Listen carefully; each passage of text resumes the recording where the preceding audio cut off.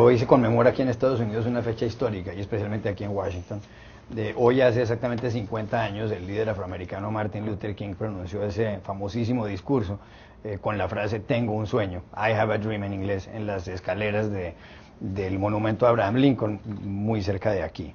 Es curioso, pero en ese discurso donde Martin Luther King dijo: "Sueño con que algún día mis hijos sean juzgados no por el color de su piel, sino por el contenido de su carácter", no se hizo famoso ese mismo día, no impactó tanto como todo el mundo piensa. Martin Luther King murió casi 5 años después, en 1968, asesinado en el sur de Estados Unidos. Lo que llama la atención, y lo destacan algunos periódicos, es que en ese momento que además antecedió el hecho de que pocos meses después, en 1964, fuera aprobada la ley de derechos civiles en Estados Unidos, que permitió que los afroamericanos pudieran entrar a restaurantes donde entraban los blancos, y que precedió también el hecho de que en 1965 se aprobara la ley por la cual los afroamericanos podían votar en igual condición que los ciudadanos blancos. Pues la verdad es que 5 décadas después la brecha entre la riqueza de los blancos y la pobreza de los afroamericanos sigue siendo notoria. Por ejemplo, desde 1963 al 2012, lo dice el Washington Post, el desempleo de los afroamericanos fue del 11,6%, el doble que el de los blancos. En el año 2011, el 27,6% de las familias afroamericanas estaban en la pobreza y solo el 9,8% de las familias blancas. Y hay un estudio de la Universidad de Princeton según el cual, cuando se está buscando a una persona para ocupar un empleo en una compañía, tratan en igualdad de condiciones a un afroamericano graduado de una universidad que no tenga antecedentes penales, lo tratan de la misma manera que a un blanco que haya cometido un delito menor. ¿No es un poco triste que 50 años después esto siga como está?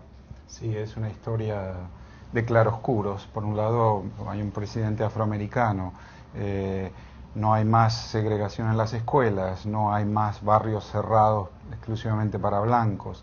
Por el otro lado, la brecha socioeconómica continúa siendo quizás más amplia que lo que era hace 50 años. En un país que además se ha hecho más desigual en general, de manera agregada. Este país es hoy más desigual que lo que era en ese momento. Por el otro lado, hay una enormidad de hechos que llaman la atención, que desandan el camino de la inclusión, que comenzó con los derechos civiles y las leyes de los 60, las leyes de derechos civiles y derechos políticos. Hay infinidad de trabajos sobre la exclusión electoral de los afroamericanos en muchos estados del sur, que es un aspecto notable. Por ejemplo, si usted está en Maine y ha sido convicto de alguna felonía, de algún crimen menor, usted puede votar desde la cárcel. Pero en el estado de Florida, si usted alguna vez ha sido sentenciado por un crimen menor o por un crimen, el que sea, nunca más vota. Por supuesto que además la gran mayoría de esas personas excluidas del proceso electoral son minorías.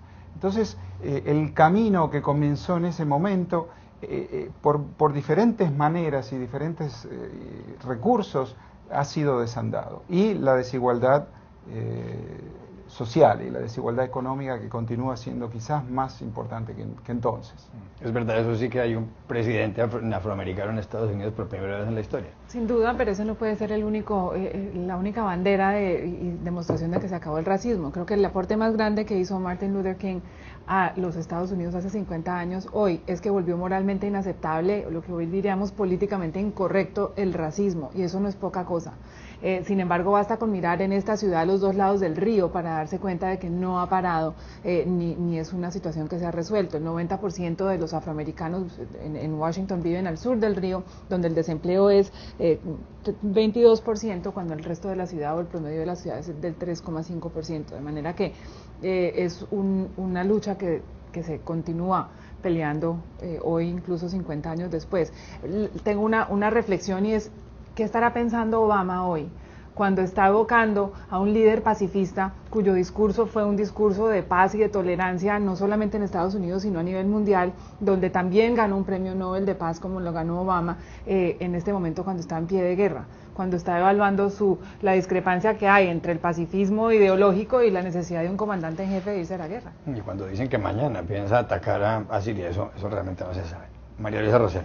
A mí me viene un poco a la memoria las palabras del congresista Lewis, representante de la Cámara por el estado de Maryland, que es el sobreviviente o el único sobreviviente, tengo entendido, del discurso de ese día, el discurso de Martin Luther King, y que 50 años después va a estar en pocas horas, probablemente ya en camino hacia el monumento de Lincoln, para hacer una reflexión a todos los estadounidenses y en particular a los afroamericanos, porque para él no solamente significa recordar que él tenía 23 años y que estaba al lado de Martin Luther King hablando sobre la necesidad de cambiar el racismo, sobre acabar con el racismo en Estados Unidos, sino también sobre la necesidad de completar lo que acaba de decir Héctor Inmuni, esas brechas, esos gaps, como se dicen en inglés, que hay entre la población blanca en los Estados Unidos y la población negra en los Estados Unidos.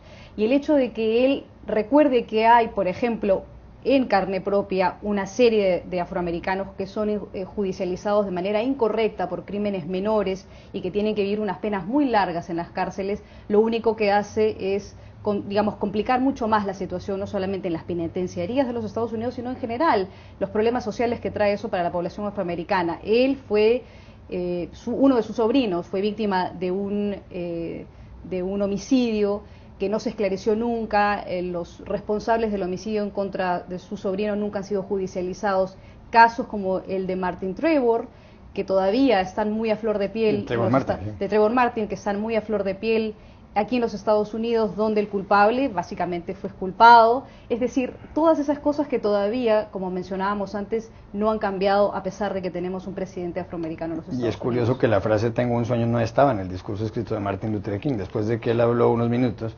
una cantante de gospel, de esta música religiosa estadounidense, le dijo "háblales del sueño". Él con la punta del zapato derecho estaba de pie en el atril, con la punta del zapato derecho se rascó la pantorrilla izquierda y empezó con la frase "I have a dream", que se volvió histórica.